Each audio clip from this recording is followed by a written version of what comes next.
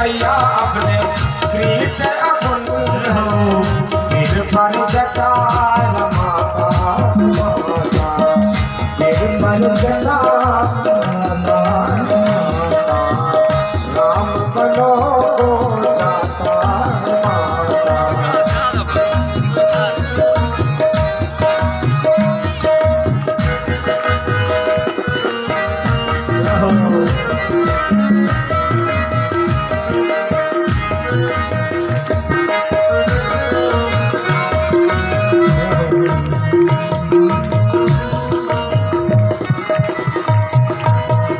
ले मैया अपने वस्त्र आभूषण ले मैया अपने वस्त्र आभूषण ले मैया अपने वस्त्र आभूषण ले मैया अपने वस्त्र आभूषण तन पर भस्म जमाता हूँ माता तन पर भस्म जमाता माता राम बनो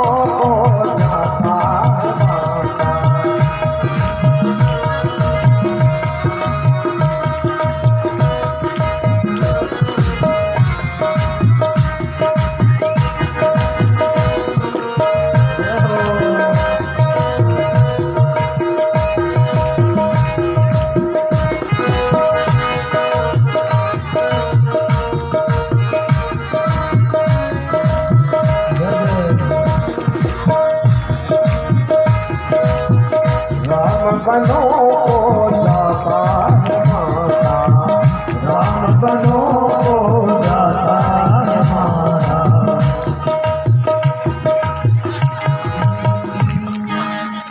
बोलो श्री सीता रामचंद्र भगवान की।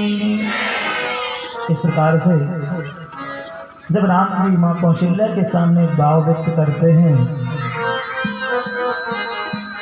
तो जैसे ही कौशल्या जी ने सुना धड़ाम से मूर्छित होकर के गिर पड़ी। अरे बेटा, राम जी ने संभाला उठाया है तो ऐसा पिताजी ने कहा? बोले नहीं, पिताजी ने नहीं, माँ कह के ही नहीं किया है। कौशल्या जी ने कहा तो बेटा मेरा भी तो कुछ अधिकार है। पिताजी ने तो कह दिया कि वनवास, लेकिन माँ का भी तो अधिकार है, इसलिए जहाँ तुम चलोगे वहीं मैं तुम्हारे साथ भी चलूंगा। मैं तुम्हें अपने से बिल्कुल ओझल नहीं होने दूंगी। राम जी ने कहा कि नहीं माँ, स्त्री का परम धर्म है पति सेवा, इसलिए आप पिताजी की सेवा करिए और मुझे आशीर्वाद दीजिए और मैं पिताजी के वचनों को पूर्ण करूं। कहते संसार में वही पुत्र सर्वश्रेष्ठ माना गया है जो पिता के आदेशों का पालन करे। अब इधर लक्ष्मण जी को जब पता लगा है, लक्ष्मण जी जब सुने, क्योंकि यह जो अयोध्या में पूरा चारों तरफ करने जपन जना चारों तरफ बात फैल गई। जैसे लक्ष्मण जी को पता चला, समाचार जब लक्ष्मण पाए व्याकुल बिलख बदन उठी भाई। जैसे पता चला लक्ष्मण जी को दौड़ते हुए आ गए और आकर के कहते हैं भैया जो मैं सुना हूँ क्या सच है? राम जी ने कहा क्या है आपने सुना है? बोले भैया मैंने सुना है कि भरत को राज्य गद्दी और आपको वनवास। बोले हाँ। लक्ष्मण इतना क्रोध में आते हैं, रोष में आते हैं कि अरे उस कैकेयी ने ऐसा कहा।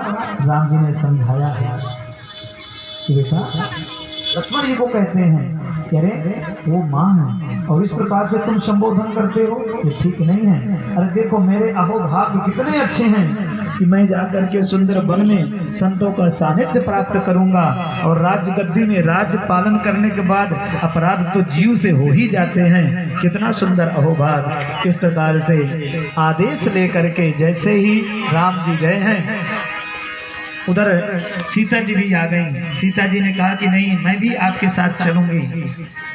राम जी ने कहा कि नहीं सीते, आपको पता है हमें कितना कष्ट मिलता है, बड़े बड़े सांप बिच्छू, बड़े बड़े भयंकर जीव जंतु, और आप तो इतने कोमल गद्दे में रहना सीखा है और सोना सीखा है, लेकिन वहाँ तो कंकड़ पत्थर ये सब रहेंगे, वहाँ आप कैसे चल पाओगे?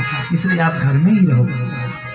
पहले कौशल्या जी ने रोका है, लेकिन सीता जी ने कहा कि नहीं प्रभु, मेरा तो सुख यही है, स्त्री का सबसे बड़ा सुख यही है कि पति जिस स्थिति अवस्था में उसका साथ देना, साथ निभाना ही सबसे बड़ा कर्तव्य है। जब राम जी ने समझाया कि नहीं सीते, ये हट छोड़ो और आप मत जाओ, तो सीता जी ने कहा कि प्रभु फिर एक दिन आपको रुकना पड़ेगा। राम जी ने कहा क्यों? बोले इसलिए कि जब मैं अपने शरीर को त्याग दूंगी ना, तो कम से कम आप आग दे करके फिर यात्रा करना। जब इस प्रकार सीता जी ने कहा तो राम जी ने कहा कि देवी ठीक है, आप तैयार हो जाओ।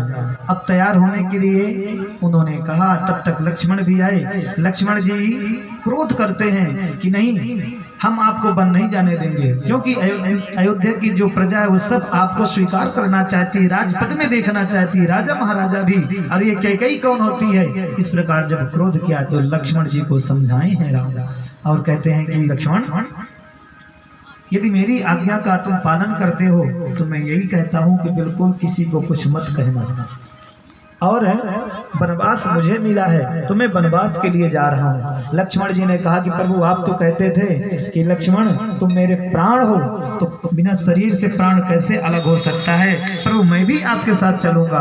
और इस प्रकार जैसे ही राम जी ने कहा कि नहीं, मैं आपको इसलिए वन नहीं ले जाऊंगा कि आपकी माँ क्या सोचेंगी, उसी समय सुमित्रा आ गई और कहती है क्या सोचेंगी?